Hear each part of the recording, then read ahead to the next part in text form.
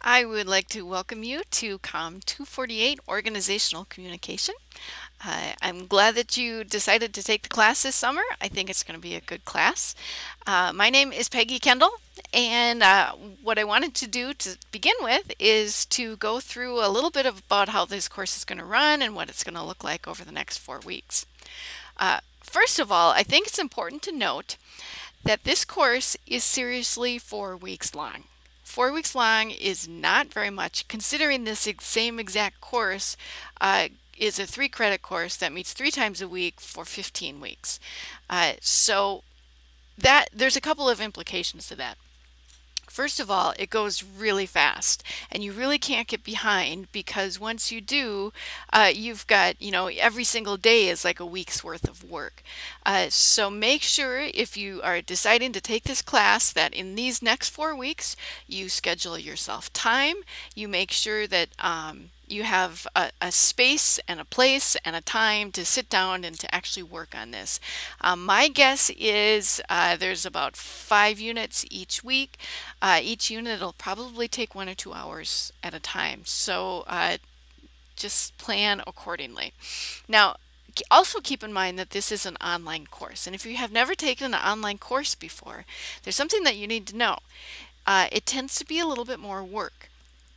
More work in that instead of coming into class and we talk about it and we laugh and I can see whether you get it or not. The only way I can tell if you're getting it and how things are going is for me to have you read something, listen to my lecture, and then do some sort of writing about it. So there's much more reading, much more writing, and for each of the things that you do with the reading, you'll be either quizzed on or you'll have some sort of project activity that you'll be working with. Now, I've divided things up into units, and each unit is a separate topic, and for each unit there's a chapter in the textbook, and there is usually a lecture that goes with it, and then there's also usually one or more activities. Maybe it's a reading quiz or a pre-reading quiz. For the pre-reading quizzes, if you could do that before you read the textbook, that would be great. Those are kind of low stakes sort of things to get you thinking about the topic. And then at the end of, I think, 3 of the 4 weeks are exams that are closed book. They're timed, and basically they'll cover what was gone over in that week. And for those exams, you'll want to make sure that you've done all the work before you take the exam. And I get concerned that the big assignments, it's just too hard to do all of the assignments and get them done in 4 weeks. So what I'm doing is I'd like you to finish all of the coursework pieces, the units, but the major assignments, you can have a little extra time to get those done. And if we can get them done, oops, not 6:31, by 7:31, in other words, by the end of July, that would be great, and then I can get grades done and get them in. So the major assignments, you've got a little more time on. Everything else would be good if you could get started on those and keep up and be timely with those. I'm a little more open during the summer as far as getting things done, but what I don't want to happen, which is so not good, is when someone, after the entire thing, someone comes through and does all of the units, all of the assignments, like throws them together at the last minute and does them all at once. And it's usually poor work, poor quality, and I get kind of ticked off when that happens because the kind of learning that's supposed to happen didn't happen. So try and keep up with the daily units, the assignments you've got a little more time with. How I try to set things up with this course is that each assignment, each week, we've got 2 due dates. There's some things that are due on Wednesdays and some that are due on Sundays. And I would consider it be due on that date by having it done midnight of the date that is on Moodle. Okay, a couple of things. First of all, the textbooks. These textbooks, I usually don't require big expensive textbooks. But unfortunately for organizational communication, this really is an important part of the discipline. And so this whole course is about putting it all together and making sure that you've got the foundation to do further study in this area. Now, what that means is that there are specific organizational communication textbooks, and that really is the best way to get the flavor for what this whole discipline is about. So what that means is you need to go out and buy or rent the textbook Organizational Communication. Now, I know that the old editions are oftentimes cheaper. So if you want to get an old edition, that's fine. I don't have a problem with that. Just make sure that sometimes they changed, and in fact, I think she did. She changed some of the numbers of the chapters. So if I say like chapter whatever, just make sure that the chapter that you're looking at goes with the topic of the day. Okay, and then we've got two popular books that I've put on here. One is called Generating Buy-in by Walton. And the next one is Five Dysfunctions of a Team by Lencioni. Both of those are very popular books, especially the Five Dysfunctions of a Team.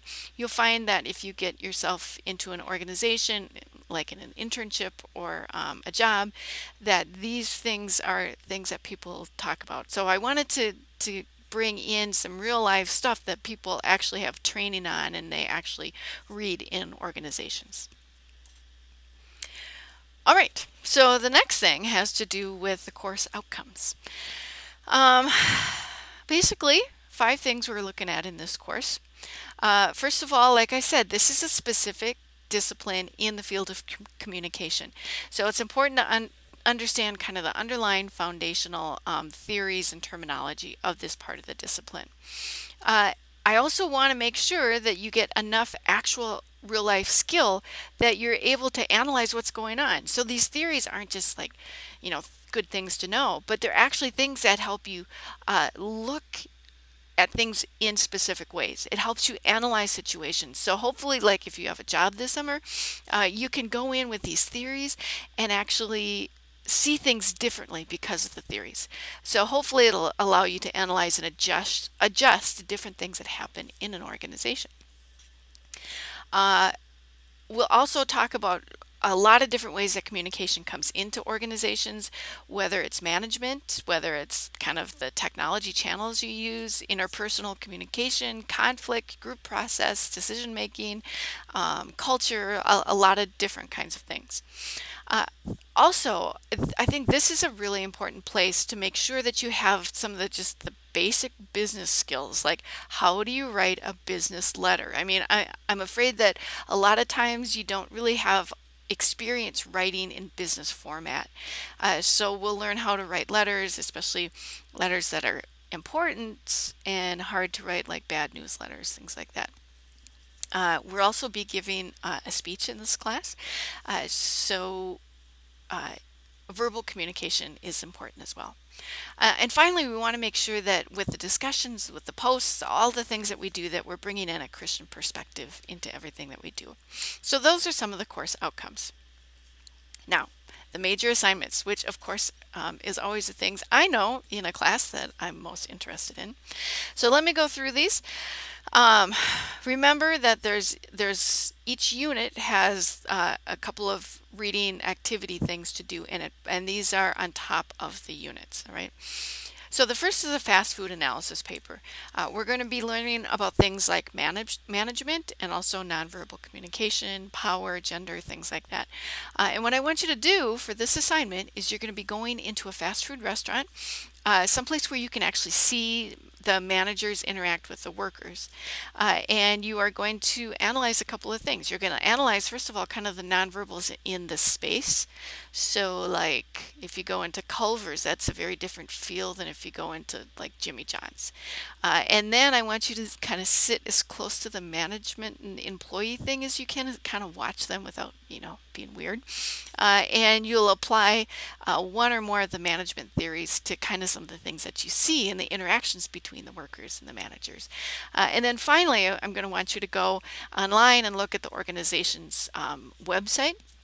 because they always have culture and values and things like that. And I want you to talk about how what you saw matches up with what they say in their website that is their mission or their values. So that's a fast food analysis paper. It means you're going to have to go out and, go to a fast food restaurant and enjoy yourself, analyze. I think it's kind of fun.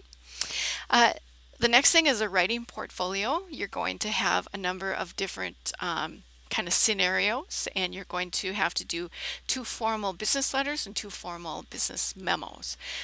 And there'll be more on that later, but that's the writing portfolio.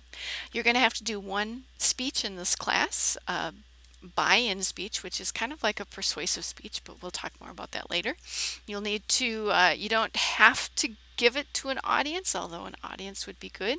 You will need to videotape yourself, so hopefully you've got some video, some way that you can capture your file. So that's the speech. You have 2 interviews. They're both mock interviews, so you're not really interviewing for a job.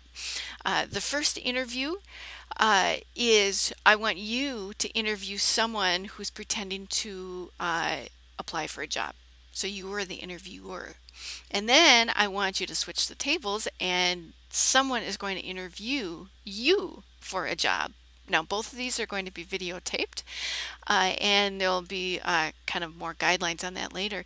What would make a lot of sense is you wouldn't have to do quite as much work if you could find someone from the class and have them interview you and then switch, then I don't know, it's like 1 less video both ways.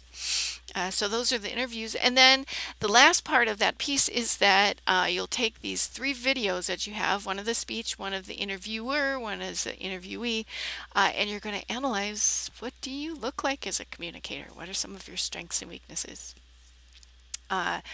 The next major assignment is a book discussion, and basically this is a discussion forum. This is the only discussion forum that we'll have where you actually have to go back and forth with each other and actually have an actual discussion with another real live person. So you'll want to make sure that you're up to date at least to that point for that particular assignment. You're going to have to do an informational interview in this course, and basically that means that you go and you make an appointment with someone and you interview them about their job, and hopefully it will be a job that you're sort of interested in. We'll talk more about this later, but basically it's like a real life interview and you're getting information about what it's like to work in this line of work, basically.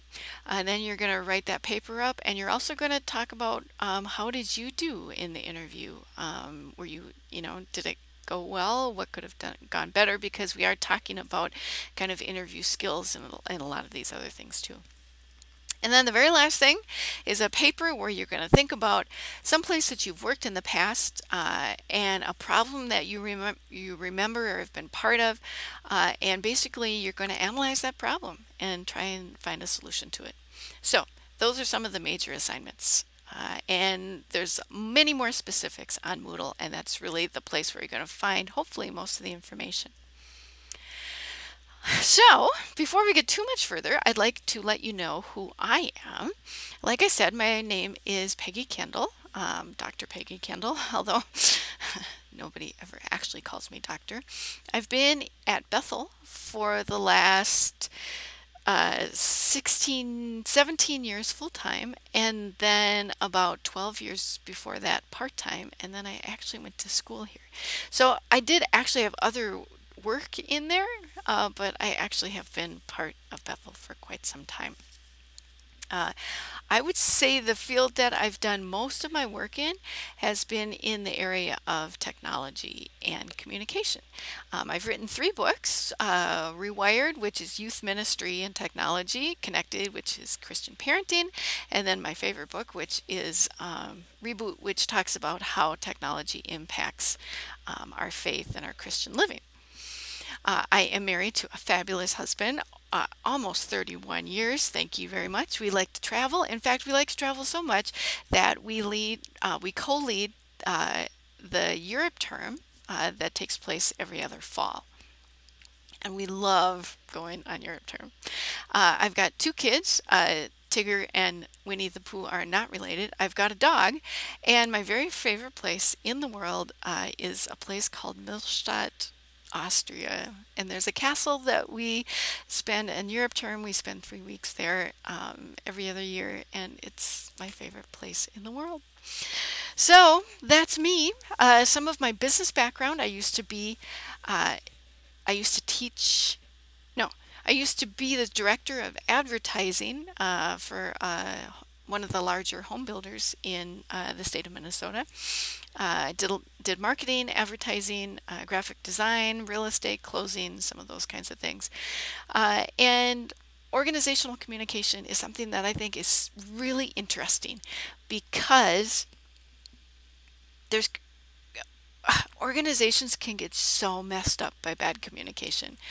So when you get the skills to go into an organization and make a difference by the way that you communicate, that's huge. And people and companies will train you how to do specific jobs, but I'll tell you what, being able to go in and work with people and analyze situations and communicate in a way that's articulate and sensitive, that is pretty cool. So welcome to Organizational Communication. I hope that you enjoy the course.